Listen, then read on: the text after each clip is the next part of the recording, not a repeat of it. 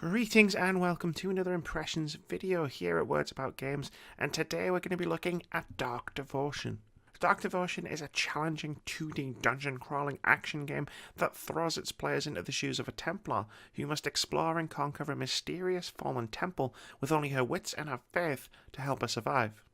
As you strike out from your haven, you'll encounter tough monsters, the corpses of those who came before you, and some very challenging boss encounters. I wanted to love Dark Devotion, and in a way I sort of do.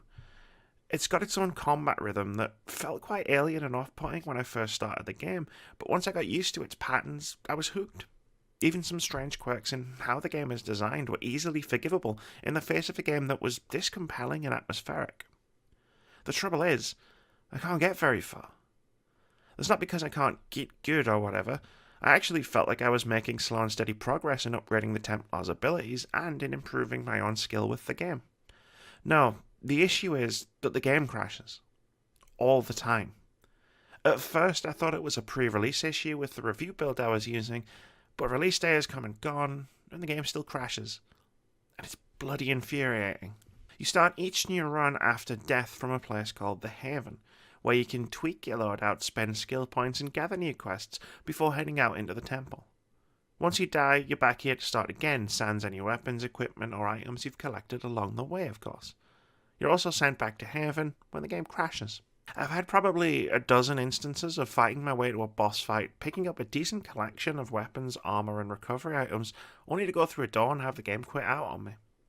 Eventually, I've just had to say enough is enough and walk away from the game for the sake of my blood pressure. It wouldn't even be so infuriating if Dark Devotion didn't feel like a really good game. When I've been able to put a run together, I can feel the hooks digging in. Dark Devotion is a game that sucks me in, making me want to just keep playing and playing, which is what makes it painful when the hooks are forcibly ripped out by a crashed desktop. So setting aside the issue of crashing to talk about the game itself a bit, a lot of what makes this game so compelling is in fact the core combat. At first it felt a little off and confusing as I tried to approach it on my own terms instead of learning its intricacies. A few swift deaths later and I started to learn how the game worked. Combat in Dark Devotion is very slow and methodical. You wait for an opening, attack, dodge, back away to let your stamina recharge. Repeat until victory. It's not quite as simple as that, of course. Different enemies have different attack patterns that you'll learn as you play, and bosses are an entirely different beast altogether, but there's a rhythm to fights that makes Dark Devotion quite satisfying. Each hit you take does the same damage, which puts the emphasis of challenge on how aggressive enemy moveset are, which is a really neat approach that allows for a very organic difficulty curve. You'll also be fighting a bunch of new weapons as you travel, which will also impact how you approach a fight. Two-handed weapons, one-handed weapons, claw weapons, bows, and many more are available for anyone who explores, and there are tons of different types within each category that feel noticeably different from one another. Throw in trinkets that increase your health and armor that increases your, armor, and you've got plenty of reasons to scour every inch of the temple, which makes Dark Devotion's approach to exploration all the more puzzling. You can only ever go forward, not backwards, so once you've entered a door to the next area, there's no doubling back. There are checkpoints that you can activate as shortcuts from Haven to allow you to skip to specific sections, but these checkpoints are one way and don't behave like fast travel. So if you use one to make a quick path to a boss, for example, you're probably screwing yourself, as you're cutting out the exploration that yields the better weapons and equipment and extra healing items that'll help you beat the boss. In my time with Dark Devotion, I never used checkpoints once I fully understood how actively useless they are. The levels aren't procedurally generated, nor are the paths, rewards, or enemy placements, so moving through them doesn't require a huge time investment.